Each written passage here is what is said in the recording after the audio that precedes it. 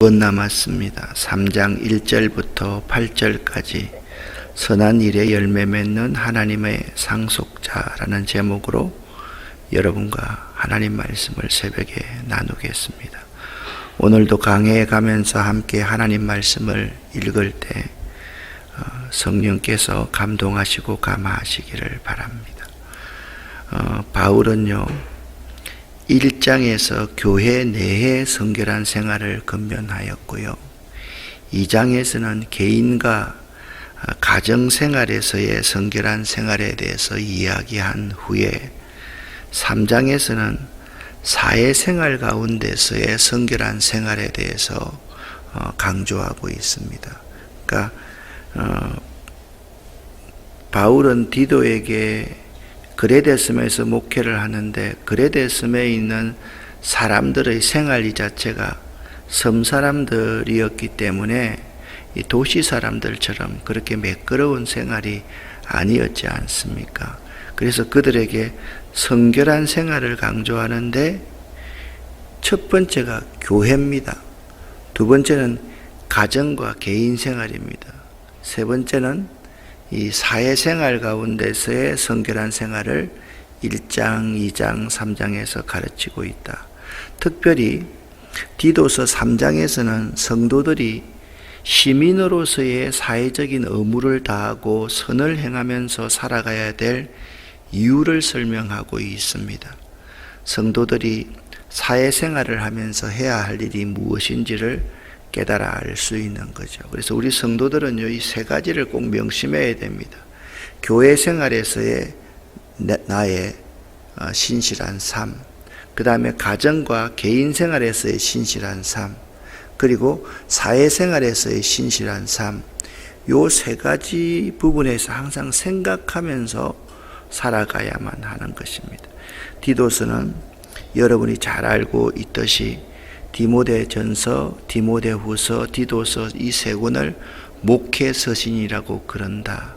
디모데전서가 제일 먼저 기록되었고 그 다음에 디도서가 기록되었고 제일 마지막으로 디모데후서가 기록되었다라는 겁니다. 먼저 1절부터 3절까지의 말씀을 여러분과 제가 쉬운 성경으로 함께 읽어 보겠습니다. 그대는 성도들이 다스리는 자와 정부 지도자들의 권위에 순종하고 늘 선한 일에 힘쓰도록 그들을 가르치십시오. 또한 남을 헐뜯거나 욕하지 않고 모든 사람과 사이좋게 지내며 부드럽고 공손하게 대하도록 가르치십시오. 이전에는 우리 역시 어리석은 사람이었습니다. 순종하지 않고 잘못된 행동을 하며 육체의 즐거움을 따라 세상 일의 노예가 되었고 악한 일을 하며 남을 미워하고 질투하며 살았던 사람들이었습니다. 아멘. 여러분 1절부터 3절까지를 쉬운 번역으로 읽으면서 1절 하반절 말씀에 그들을 가르치십시오. 또 공손하게 대하도록 2절도 가르치십시오 라고 말씀하고 있습니다. 이것이 바울 사도가 디도에게 그레데 교회의 교인들, 성도들을 어떻게 해야 될 것인가. 그러니까 그들이 사회생활을 잘할 수 있도록 디도는 가르쳐야 될 임무가 주어졌음을 알 수가 있는 것입니다. 먼저 1절을 통하여서 성도들은 통치자들에게 어떤 태도를 보여야 하는지를 한번 살펴보겠습니다. 통치자들에 대해서는 복종하며 순종하는 태도를 보여야 한다라고 말씀하고 있습니다.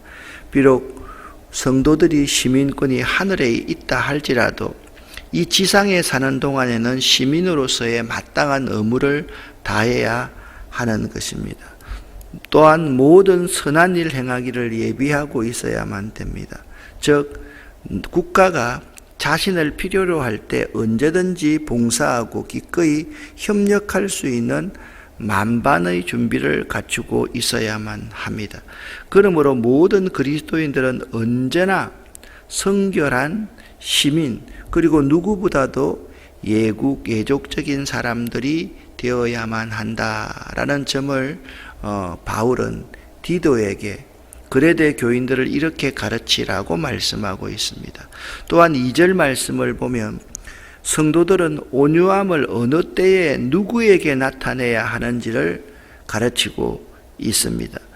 온유함을요, 범사, 즉 모든 일에 온유함을 나타내어야만 합니다. 자, 그레데 사람들의 모습을 보면 왜 이걸 가르치는지를 알 수가 있습니다. 그런데 여러분, 온유함이라는 원어가 뭐라고 그랬습니까? 야생에 있는 동물을 길들이는 것을 온유함이라고 그렇게 말을 했습니다. 그레데 사람들은 짐승 같아, 야만인 같아, 그러한 속담도 있다라고 말을 했는데, 이 믿는 성도들이 시민으로서의 삶을 살아가기 하기 위해서 모든 일에 온유함을 나타내야 된다. 또한 모든 사람에게 온유함을 나타내야 된다라고 말씀하고 있습니다. 우리는요, 어떤 일에 있어서는 모든 사람에게 온유함을 보일 수가 있고요, 또한 모든 일에 있어서 어떤 사람에게 부분적으로 온유함을 나타낼 수도 있지만, 모든 일에 모든 사람에게 온유하기란 결코 쉬운 일이 아닙니다.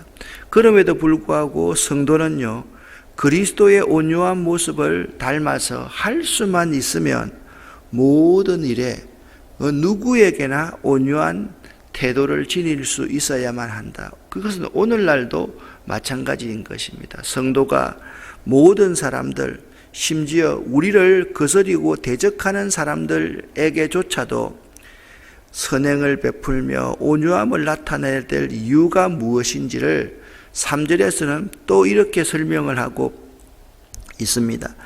그리스도로 말미암아 우리들이 믿는 사람이 되기 전에는 우리도 그들과 똑같이 악한 자였기 때문에 그렇다라고 말씀하고 있습니다. 여러분은 온유하고 논쟁을 피하는 삶을 살아왔습니까? 아니면 내 이익을 위해서라면 다른 사람에게 온유함은 상관없이 그냥 논쟁하고 내 모습 그대로 사람들을 대하면서 살아왔습니까? 그리스도인이라고 한다면 항상 모든 일에 모든 사람들에게 온유할 수 있어야 되고, 부분적으로 온유한 행동, 온유한 삶을 드러내서는 안 된다라고 말씀하고 있는 것입니다.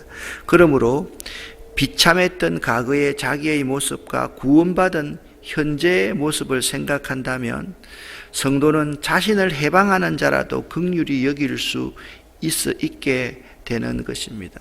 우리가 어느 부분에 가면 비포, 애프터라는 말을 많이 보지 않습니까? 이전에는 이 사람이 이랬는데 그 이후에는 이런 사람이 되었다. 성도는요, 반드시 믿지 않는 모든 사람들을 대할 때, 저 사람은 옛날에는 참 거칠고 짐승같이 살았는데 이제는 참 온유한 사람이 되어서 그런 칭찬을 들을 수 있는 사람이 되어야만 합니다. 이전이나 지금이나 똑같네. 이전보다 더 못한 것 같아. 이전보다 더 교활해진 것 같아. 이런 소리를 듣는다고 하면 그 사람은 저주를 받는 사람과 똑같을 수 있다는 사실을 알아야만 합니다. 왜냐하면 성도는요, 예수 그리스도를 믿는다는 것은 무슨 말이냐 하면 내가 사는 것이 아니라 내 안에 그리스도가 살아갈 수 있도록 자신을 그분께 내어드리는 것이거든요. 그렇기 때문에 성도는 참 온유한 삶을 살아야 됩니다. 목회자 디도에게는요, 성도들이 하늘의 시민, 또한 이 땅의 시민으로서 사회적 의무를 가지고 선을 행하면서 살아가야 될 이유를 잘 가르쳐야 될 책임이 있습니다. 어떻게 보면요, 성도들이 시민으로서의 사회적 의무를 다하고 선을 행하면서 살아가지 못하는 것은 목회자가 잘 가르치지 않았기 때문인 것입니다. 이것을 우리의 삶에 적용하면요, 사실 현재도 우리 그리스도인들이 무조건 국가가 행하는 것에 대해서 반대를 하고, 어떤 사람은 무조건 국가가 행하는 것에 대해서 찬성만 하고 서로 극으로 서로 행동하고 있는 모습을 볼 수가 있습니다. 먼저 우리가 이 세상에 속한 시민이지만은 우리의 소속은요, 하늘의 시민이라는 사실을 잊지 말고 우리는 항상 어느 누구에게도 어떤 장소에서도 온유함을 가지고 선한 행실을 할 수 있어야 됩니다. 그러니까 우리는 이 모든 정치적이고 정략적인 그러한 것에 사로잡히지 않고 모든 사람에게 어떠한 장소에도 어떠한 때에서라도 온유함을 나타내고 선한 행실을 해야만 한다. 자, 그 이유가 무엇인지를 구원의 근거와 목적을 이렇게 설명해 놓고 있습니다. 사실 그 디도서가 굉장히 좋은 교리서다라고 말하는 것이 바로 4절부터 8절까지의 이런 말씀 때문에 그렇습니다. 같이 쉬운 성경으로 읽어보겠습니다. 그러나 우리 구주 하나님의 자비와 사랑이 우리에게 나타났습니다. 우리는 우리의 올바른 행동을 통해서가 아니라 하나님의 은혜로 구원을 받았습니다. 그분은 우리를 깨끗하게 씻어 새로운 사람이 되게 하시고 성령으로 새롭게 하셨습니다.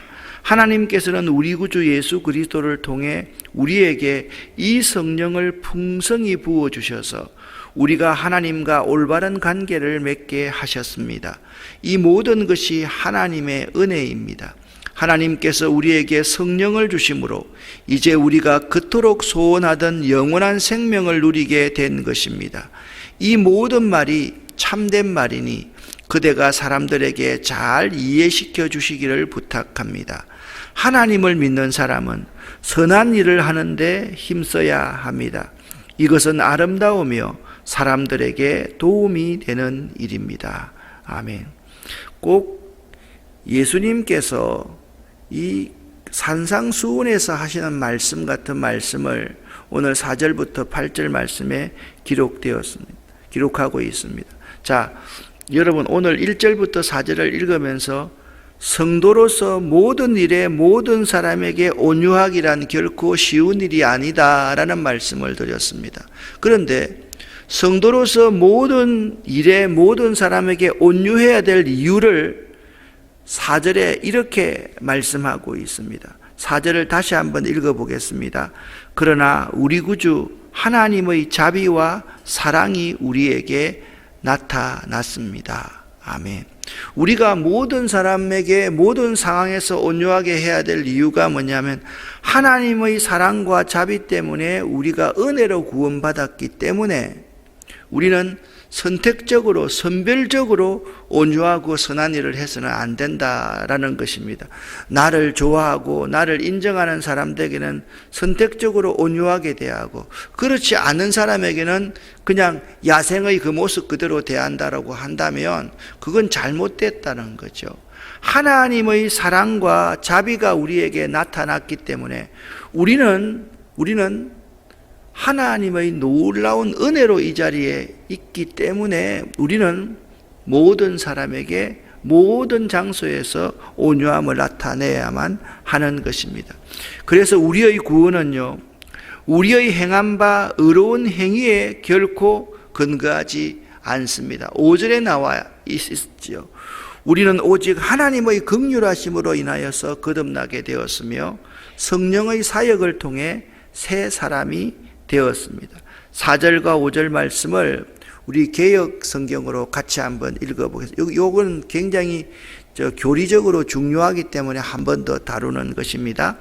우리 구주 하나님의 자비와 사람 사랑하심이 나타날 때에 우리를 구원하시되 우리가 행한 바 의로운 행위로 말미암지 아니하고 오직 그의 긍휼하심을 따라 중생의 씻음과 성령의 새롭게 하심으로 하셨나니. 아멘. 여기 우리의 구원은요, 참 태초부터 우리를 구원시키기 위한 하나님의 계획이 있었습니다. 첫 번째, 성부 하나님의 사랑으로 인해서 계획되었으며 우리의 구원은 성자 예수님의 십자가의 보혈을 통해서 성취되었고 우리의 구원은요, 성령 하나님의 거룩하게 하시는 사역을 통해서 각자에게 적용되며 그 다음에 우리가 성화의 단계에 이르게 되는 것이, 성화는 계속해서 우리가 거룩하게 되어 가는 거죠. 행위의 거룩함도 다 포함이 되어 지는 겁니다. 성화의 단계에 이르게 됐다는 것은 디도서에서는 선한 행실, 온유함으로 선한 행실을 사람이 점점 더 좋게 변화되어 간다라는 그러한 의미인 것입니다. 우리 인간의 구원에는요, 두 가지가 필요합니다. 먼저는 은혜가 필요하고 다음은 자비하심, 긍휼하심이 필요합니다. 먼저 첫 번째 이 구원에 필요한 것은 은혜입니다. 은혜는 받을 자격이 없는 사람이 무언가를 받게 되는 것입니다. 하나님의 사랑, 하나님의 돌보심, 공급하심 등이 다 하나님의 은혜 덕분으로 우리에게 주어졌기 때문에 우리가 구원받을 수 있는 것입니다. 또한 두 번째 근거는 뭐냐면 자비는요, 마땅히 받아야 될 것을 면제해 주는 것으로 기회를 한 번, 두 번, 세 번 영원히 더 주는 것이 하나님의 자비하심입니다. 마땅히 받아야 할 것을 받지 않도록 베푸신 자비와 내용은 뭐냐? 정의와 심판입니다. 그러니까 우리 모두는 하나님의 공의로움에 따라서 심판받아야만 되는데, 그의 칼날 앞에서 모두가 죽었어야 되는데 하나님은 자꾸 우리에게 기회를 주셔서 우리의 이 생명을 유지할 수 있게 해주셨다라는 겁니다. 그래서 여러분, 우리 구원에 있어서 참 중요한 두 가지는 하나님의 은혜이고, 또한 은혜를 입었어도 우리들은 자꾸 죄인의 모습으로 살아갈 수밖에 없기 때문에 너 전번에 죄를 용서해 주었더니 또 죄를 짓네. 그건 우리 엄마들이 자꾸 하고 아빠들이 자녀들에게 하는 말이지만 하나님은 그런 걸 묻지 않습니다. 은혜로 구원받은 사람이 이전의 모습으로 산다 할지라도 계속 기회를 주어서 그를 자비하심으로 그에게 긍휼을 베풀어 주셔서 심판, 그것을 자꾸 연기해 주시고 마지막에 가서는 도무지 이 사람이 심판받을 수 없는 사람을 예수 그리스도의 보혈로 덮어서 그를 구원해 주신다라는 거예요. 그래서 우리의 구원하심의 두 가지가 매우 중요한 교리입니다. 첫 번째는 뭐라고요? 은혜고, 두 번째 자비하심과 긍휼하심이다 라는 사실입니다. 그래서 하나님의 사랑과 자비가 우리 안에 퍼부어질 때 성령의 새롭게 하심으로 말미암아 우리는 성화의 단계를 하나씩 둘씩 걸어갈 수 있게 되는 것입니다. 그러니까 그레데에 있는 교인들이 그레데 사람보다 좀 더 나은 것은 근본적으로 이건 나쁜 놈이고 우리는 좋은 놈이고 이게 아니라는 거죠. 우리도 이전에는 그레데 사람들과 똑같은 사람이었는데 하나님이 은혜를 부어주셔서 구원받았고, 하나님이 우리에게도 심판의 기회를 자꾸 그 자비하심으로 긍휼하심으로 미루어주셨기 때문에 우리가 점차 이들보다 나아진 것이지 자랑할 것이 하나도 없는 존재다 라고 말씀하고 있는 것입니다.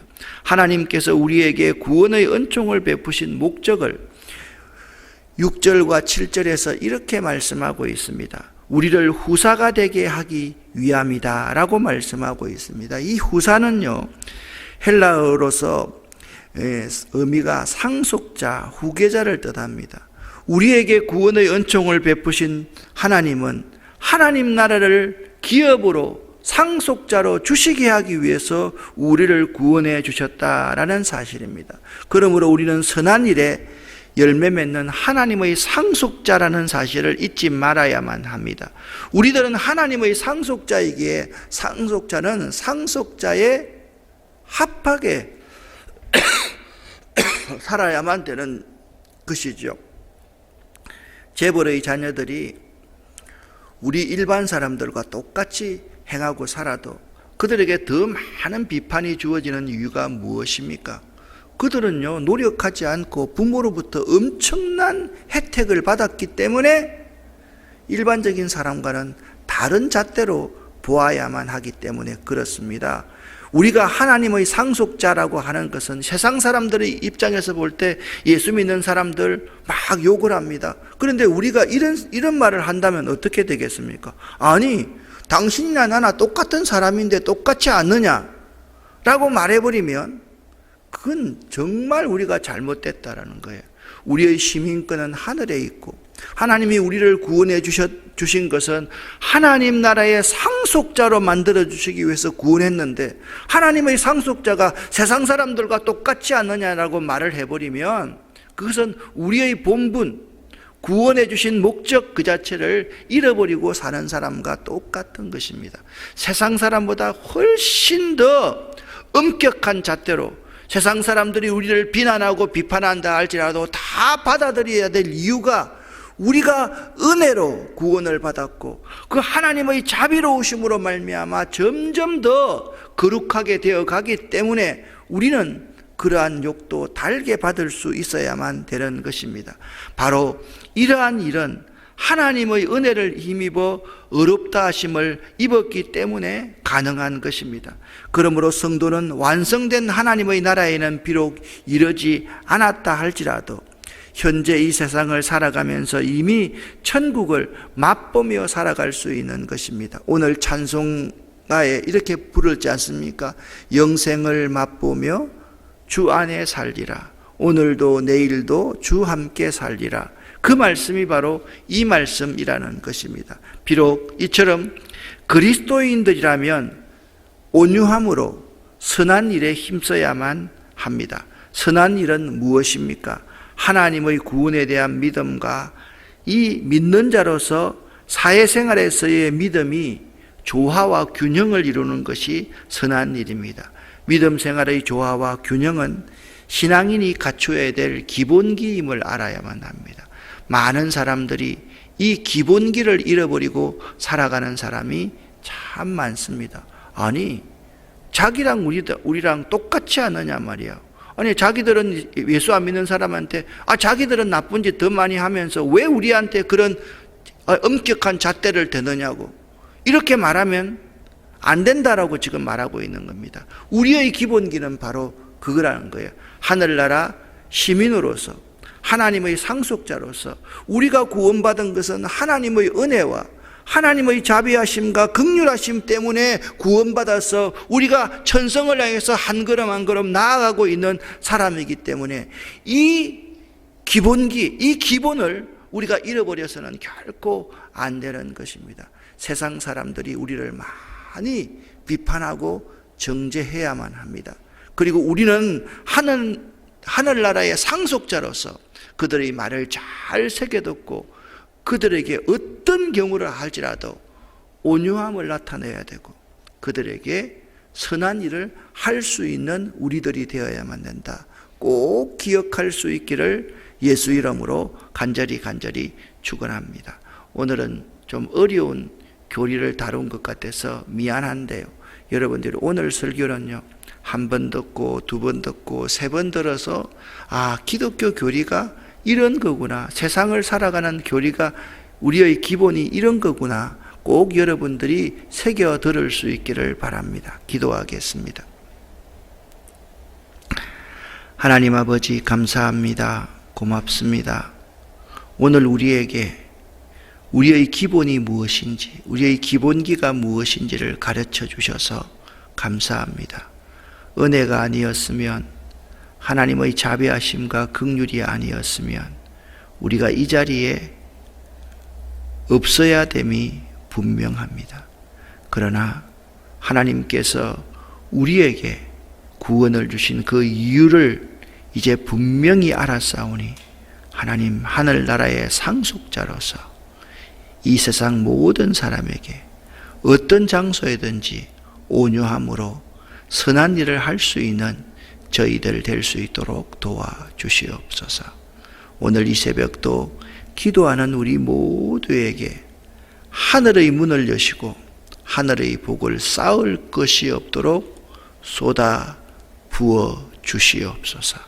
하나님의 복이 누르고 흔들어서 넘치도록 우리에게 임하기를 원합니다. 하나님, 슬픔을 당한 가정에 하나님의 큰 위로를 더하여 주시옵소서. 예수 그리스도 이름으로 축복하옵고 간절히 기도 올립니다. 아멘.